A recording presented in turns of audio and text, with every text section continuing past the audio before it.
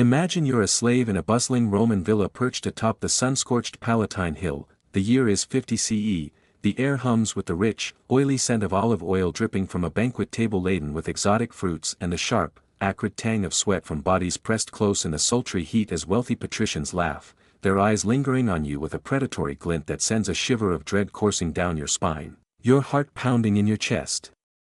This is ancient Rome, a civilization renowned for its marble temples, aqueducts, and military conquests, yet hiding a dark, forbidden secret, sexual exploitation so horrifying it was buried deep within the annals of history, a systematic terror that turned human bodies into tools of power, pleasure, and profit from the 1st century BCE to the 4th century CE. Historians like Suetonius, in his scandalous Lives of the Caesars, and Tacitus, in his meticulous Annals, offer tantalizing, fragmented hints of this hidden world, tales of slaves like the young girl in Caligula's court, forced into depravity to entertain his capricious whims, or the thousands of captives herded through bustling markets, their lives reduced to mere transactions in a society that thrived on silence and denial, yet the full, grotesque extent was concealed by a culture that polished its image with marble while its underbelly festered in shadow. This wasn't a tale of love or romance etched in golden scrolls by poets like Ovid, it was a nightmare of power masked as indulgence, a terror we're about to uncover across 7 chilling parts, each layer peeling back the veil on Rome's shadowed underbelly, revealing a legacy of exploitation that shaped an empire. If this shocks you to your very core, hit that like button and subscribe now, comment below where you're watching from, your location fuels our journey into this forgotten past.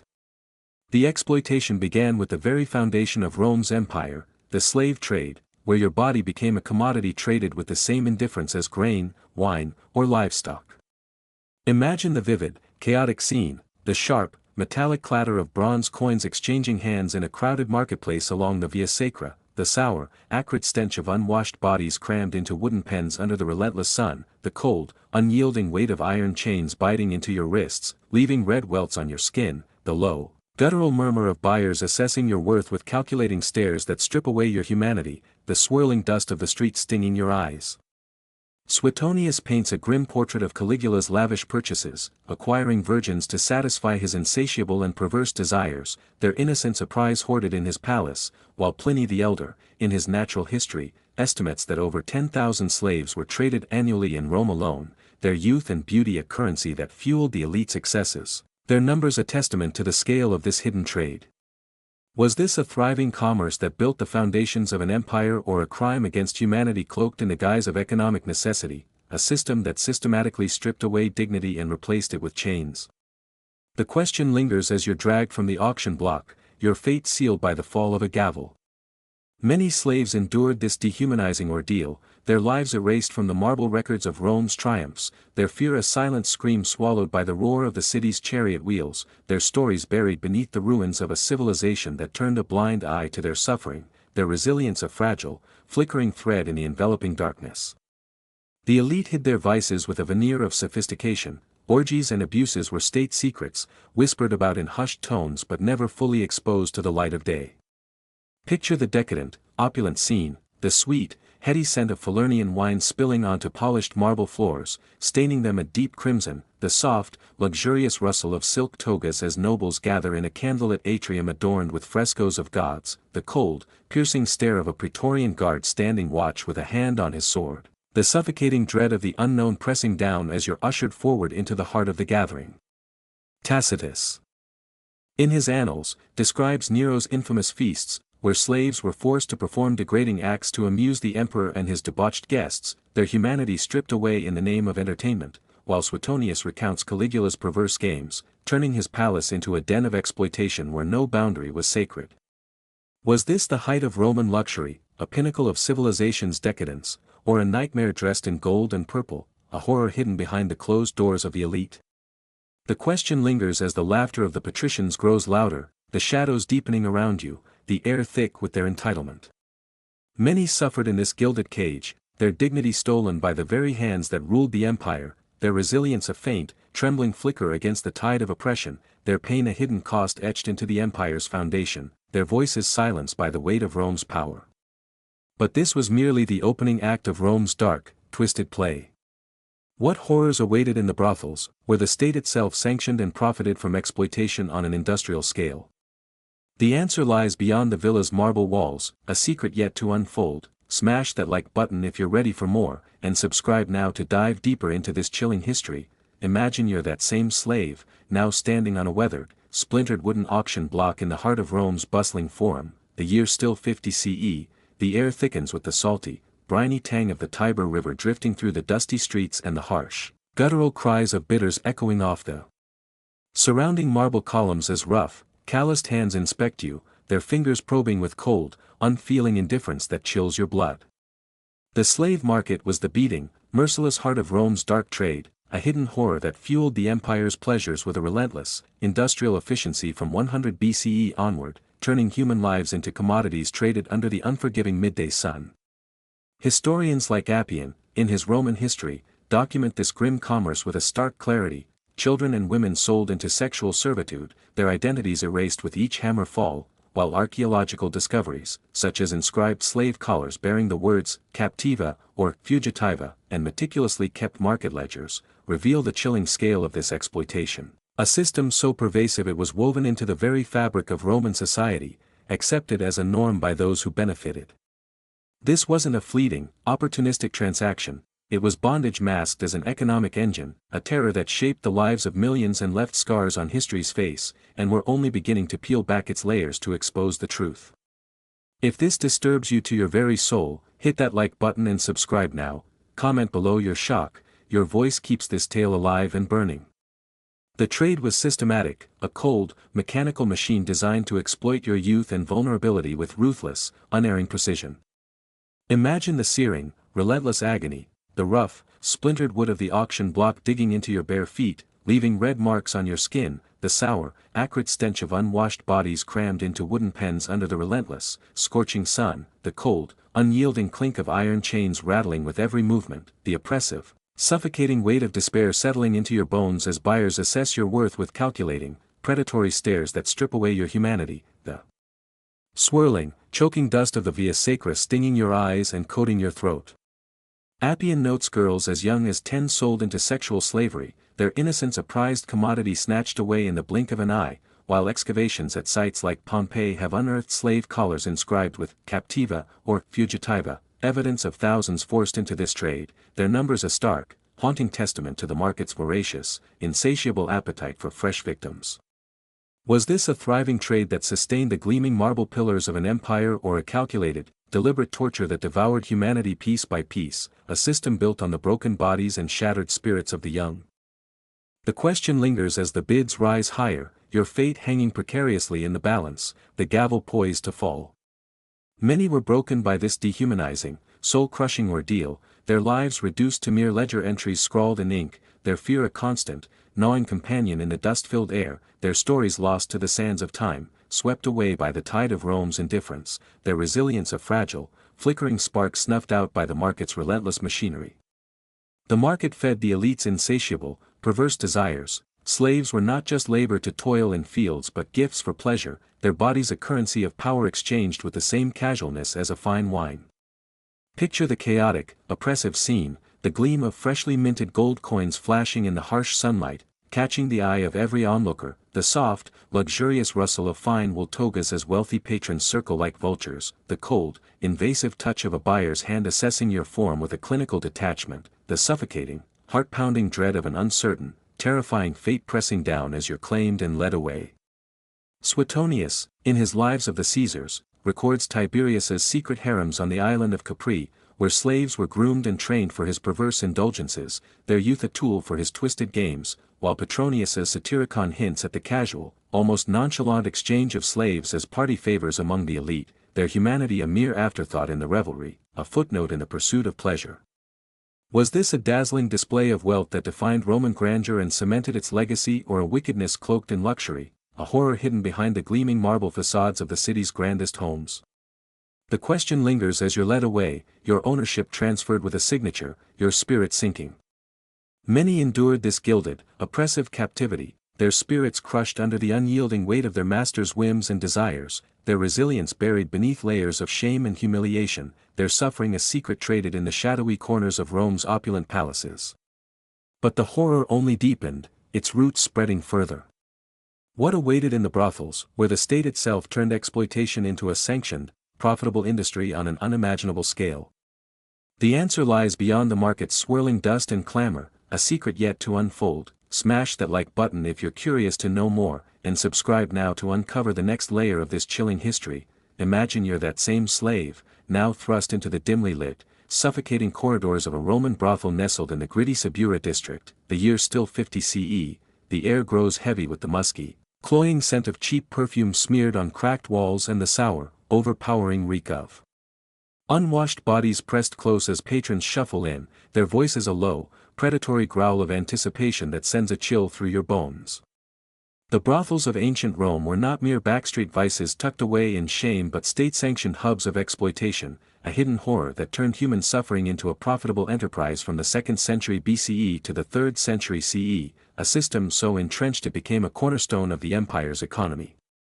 Historians like Juvenal, in his biting and scathing satires, exposed this grim reality with a poet's venom, while archaeological evidence from Pompeii, vivid frescoes of erotic scenes, graffiti scrawled on stone, and the cramped cells of the lupanar, paints a chilling picture: slaves forced into prostitution, their bodies leased by the state to brothel owners, their lives reduced to a commodity tax to fill the imperial treasury.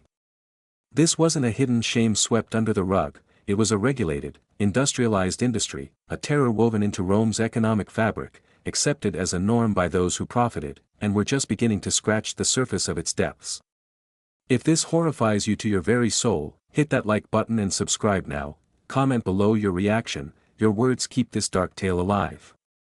The brothels were state-controlled, your body transformed into a tool for revenue with a cold, mechanical efficiency that left no room for mercy. Imagine the oppressive, suffocating atmosphere, the sticky, humid warmth of a cramped, windowless room lit by flickering oil lamps, the sharp, biting scent of burning oil mingling with the stale air, the metallic clink of coins dropping into a tax collector's leather pouch as he counts his share, the heavy, exhausting weight of despair in your aching limbs as you're positioned for the next client. Juvenal, in his Satire 6, describes women chained to narrow beds, their freedom sold to the highest bidder, their youth a fleeting resource exploited without remorse, while the lupanar in Pompeii reveals cells so small you could barely stand, their walls adorned with crude drawings of the acts demanded, a testament to the state's oversight. Was this a thriving commerce that greased the wheels of an empire or a calculated captivity that profited from the relentless pain of the powerless, a system that turned human suffering into gold? The question lingers as the next customer steps forward, his shadow falling over you.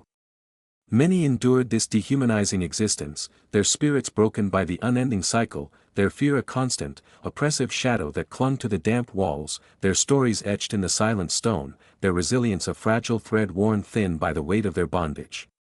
The state profited handsomely while you suffered, the taxes from your torment funding Rome's marble glory and military might.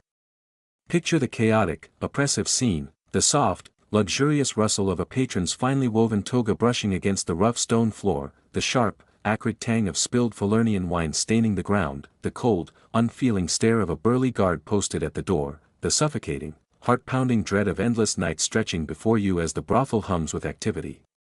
Tacitus, in his Annals, notes that brothel taxes bolstered the imperial coffers, a hidden income stream that flowed from the misery of the enslaved, while inscriptions on Pompeii's walls suggest the state collected a percentage of every transaction, a grim toll on human flesh. Was this the prosperity that built Rome's aqueducts and arenas, or a moral decay that rotted its soul from within, a horror masked by the gleam of its achievements? The question lingers as the coins clink into the state's hands, your suffering a silent tribute.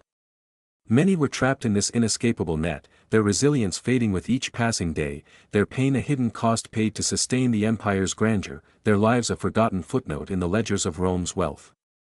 But the terror only escalated, its tendrils reaching higher. What role did the emperors themselves play in this darkness, turning their palaces into epicenters of exploitation?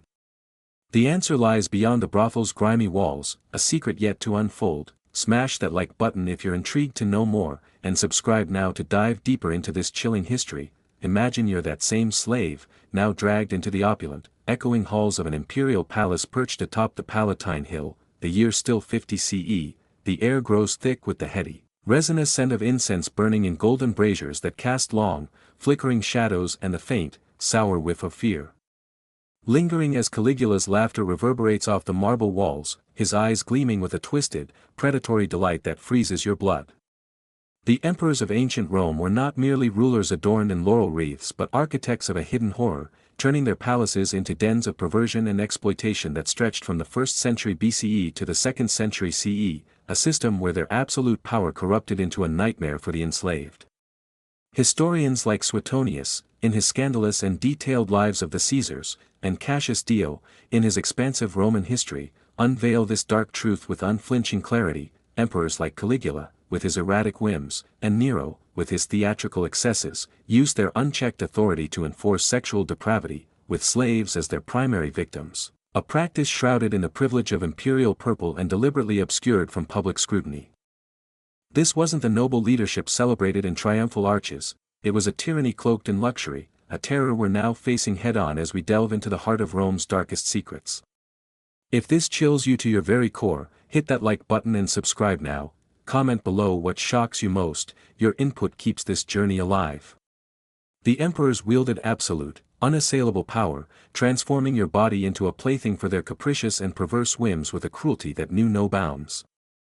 Imagine the sheer, paralyzing terror, the warm, golden glow of torchlight dancing across the polished marble walls of the palace, the rich, spiced scent of Falernian wine wafting from a nearby goblet, the soft clink of jeweled rings as Caligula approaches with a sinister smile, the heavy, suffocating weight of dread pressing down on your chest as you're summoned into his presence. Suetonius describes Caligula's infamous games, where slaves were forced into degrading acts to amuse his court, their humanity stripped away in the name of entertainment, while Cassius Dio notes Nero's use of young slaves and even freedmen in his private theatrical productions, their bodies a stage for his depravity. Was this the exercise of divine authority bestowed by the Senate or a grotesque abuse of power built on the suffering of the powerless, a throne constructed from the broken spirits of the enslaved? The question lingers as you're pulled forward, your fate in his hands. Many endured this dehumanizing torment, their spirits crushed under the weight of imperial caprice, their fear a constant, gnawing companion in the opulent gloom, their lives reduced to tools for the emperor's pleasure, their resilience a fragile, flickering ember in the face of such overwhelming darkness. The palaces became sprawling centers of excess, state-sanctioned vice that turned the imperial residences into labyrinths of depravity under the guise of royal privilege. Picture the decadent, oppressive scene, the soft, luxurious rustle of silk curtains swaying in a hidden courtyard, the sharp, acrid tang of spilled nectar dripping onto the mosaic floor, the cold, unfeeling stare of a Praetorian guard posted at every corner, the suffocating, heart-pounding pressure of the court's watchful eyes as the night deepens around you. Suetonius recounts Tiberius's secret retreats on the island of Capri, where he established hidden grottos filled with slaves trained for his perverse indulgences, a private empire of exploitation, while Nero's Golden House, with its sprawling gardens and hidden chambers, concealed similar sins, its walls whispering tales of forced performances. Was this the grandeur that defined Rome's golden age or a moral abyss that rotted its core from within, a horror masked by the gleam of its architectural marvels? The question lingers as the palace hums with the sounds of excess, the shadows lengthening. Many suffered in this gilded prison, their resilience fading with each degrading command, their pain a hidden tribute paid to sustain the emperor's whims, their stories buried beneath the weight of imperial propaganda, their voices silenced by the clatter of Rome's glory. But the darkness spread beyond the palace walls, its tendrils reaching into the very fabric of Roman society.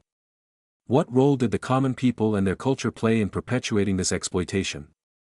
The answer lies beyond the palace's marble corridors, a secret yet to unfold. Smash that like button if you're intrigued to know more, and subscribe now to dive deeper into this chilling history. Imagine you're that same slave, now caught in the teeming, chaotic streets of Rome beyond the towering palace walls, the year still 50 CE, the air grows thick with the pungent, warm aroma of freshly baked bread wafting from a nearby street vendor's stall and the sharp, acrid sting of urine-soaked cobblestones underfoot as citizens pass by, their eyes deliberately averted, their silence a deafening wall that isolates you in your misery. Roman society was not just a passive bystander watching from the sidelines but an active, willing participant in the hidden horror of sexual exploitation, a pervasive, insidious evil that seeped into the very fabric of daily life from the 1st century BCE to the 3rd century CE, normalizing the abuse of slaves and the most vulnerable among them with a chilling acceptance.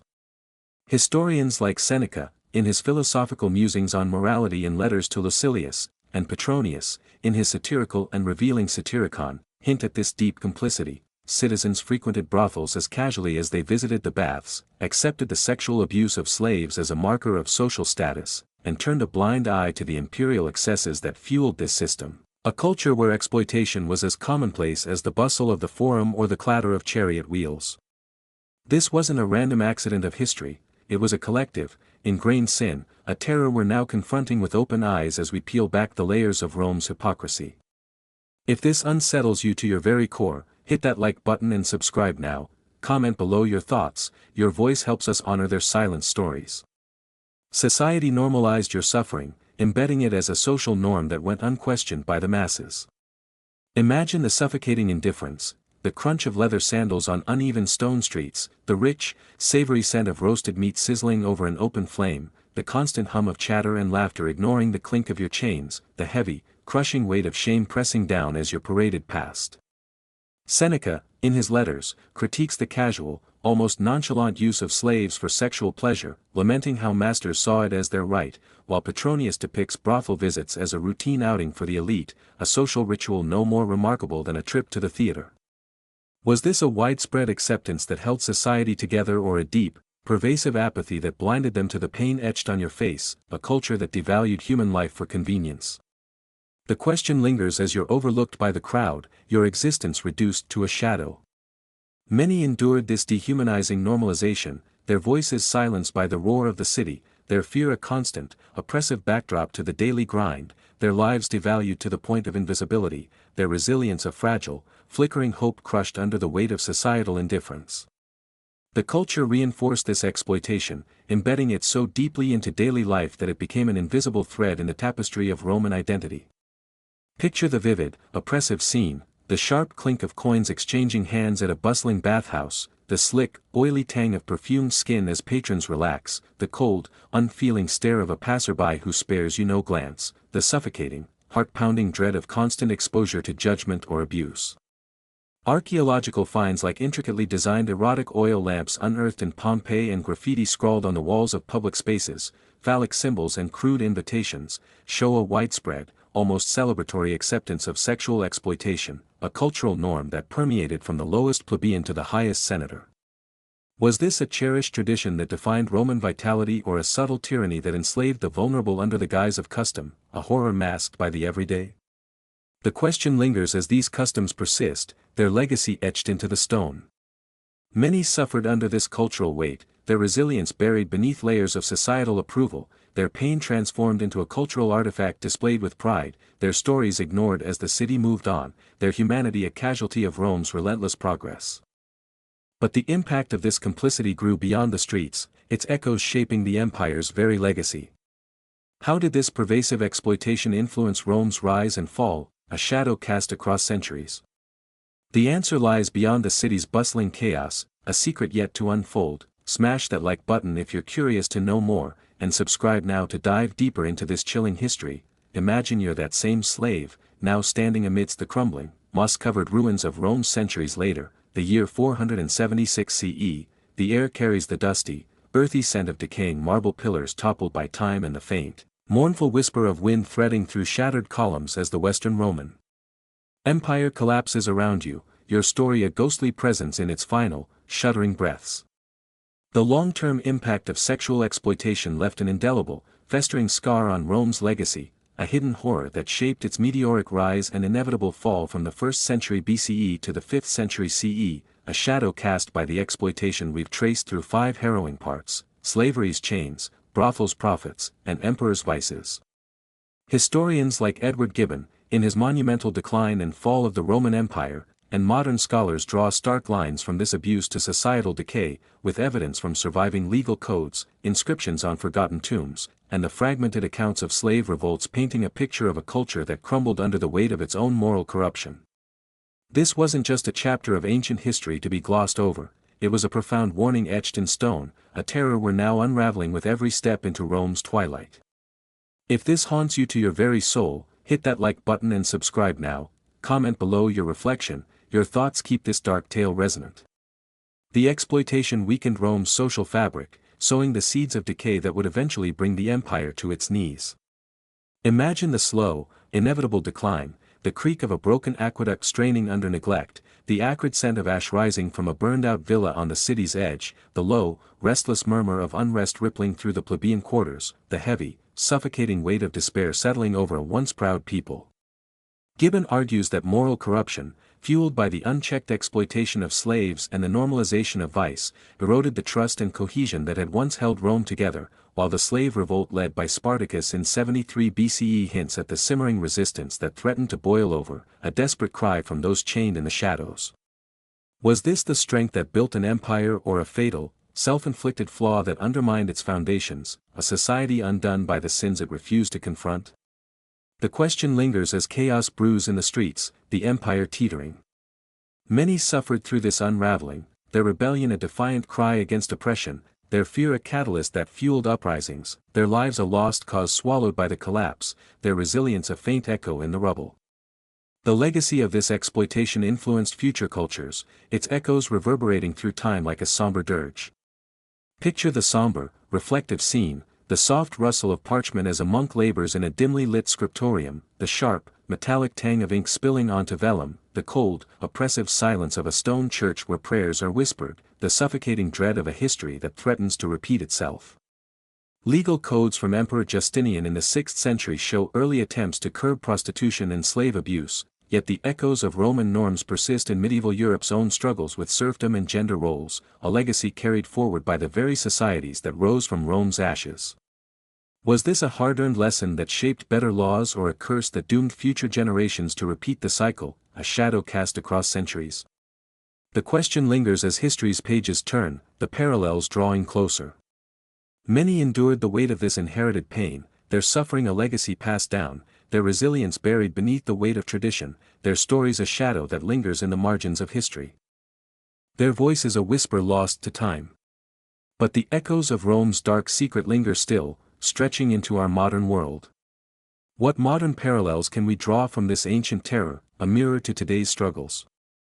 The answer lies beyond the ruins, a secret yet to unfold. Smash that like button if you're curious to know more, and subscribe now to dive deeper into this chilling history. Imagine you're standing in a quiet, dimly lit museum gallery today, the year now 2025. The air carries the faint, musty scent of ancient artifacts preserved behind glass cases and the soft, reverent hum of visitors as you gaze at a rusted Roman slave collar, its iron surface etched with faded Latin, a silent, haunting testament to a past filled with pain and suffering.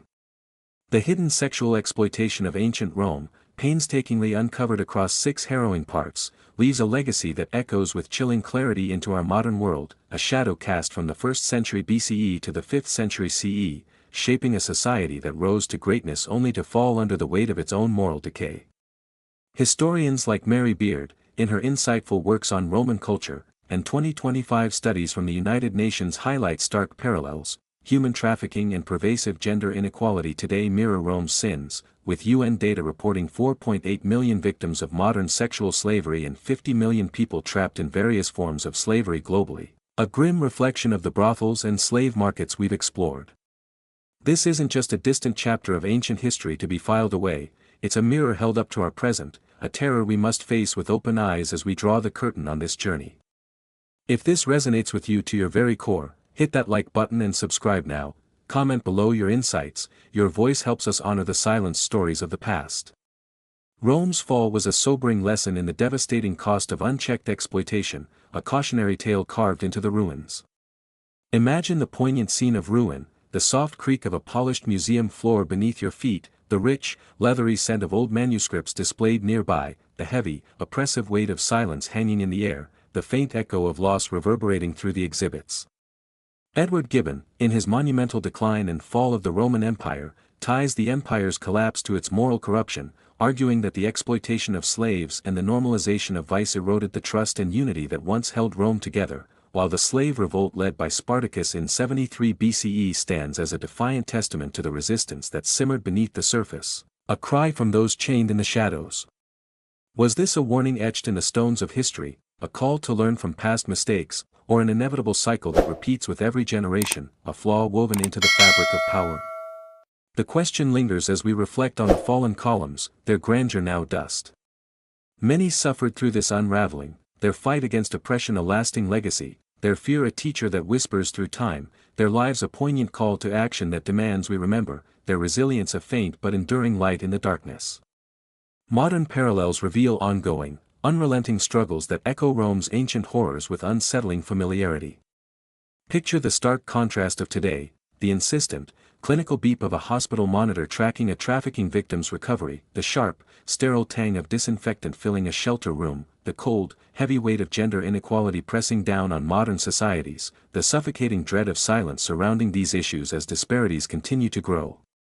The United Nations 2025 report on global slavery notes 4.8 million individuals trapped in forced sexual exploitation, a number that swells to 50 million when including all forms of modern slavery, echoing the brothels of Pompeii and the slave markets of the Forum, while gender studies from 2025 highlight a persistent 20% wage gap in Europe, a legacy of the power imbalances Rome normalized. Is this a sign of progress tempered by failure, a step forward marred by the repetition of ancient sins, or a persistent echo of indifference that refuses to fade? The question lingers as we face these statistics, the parallels drawing ever closer. Many endure these modern chains, their voices rising in protest and advocacy, their resilience a beacon of hope against the tide, their pain a challenge that urges us to act, their struggle a mirror to the slaves of Rome who came before. But this journey's end demands more than reflection, it calls for action, a commitment to break the cycle and honor those lost. The air thickens, the faint, nostalgic scent of old paper from the museum's archives, the soft, respectful hum of voices discussing the past, the fragile, hopeful stir of change in the gallery, the cool touch of glass under your fingers as you trace the collar's edge. Experts like Dr. Elena Rossi, a 2025 historian, argue that understanding Rome's exploitation can drive modern anti-trafficking reforms, while activists link these ancient norms to today's gender violence, with 2025 EU data showing 1 in 3 women experiencing physical or sexual abuse. If this inspires you to act, smash that like button and comment, what can we learn to end this cycle? Some fought and survived to inspire change, their strength a beacon in the dark, but many fell, their sacrifices a foundation for our resolve. This concludes our journey through Rome's shadowed past. Will you carry this lesson forward, share their truth to spark change? Smash that like button if you will, and subscribe now for more. Share this video to honor their memory and ignite action today.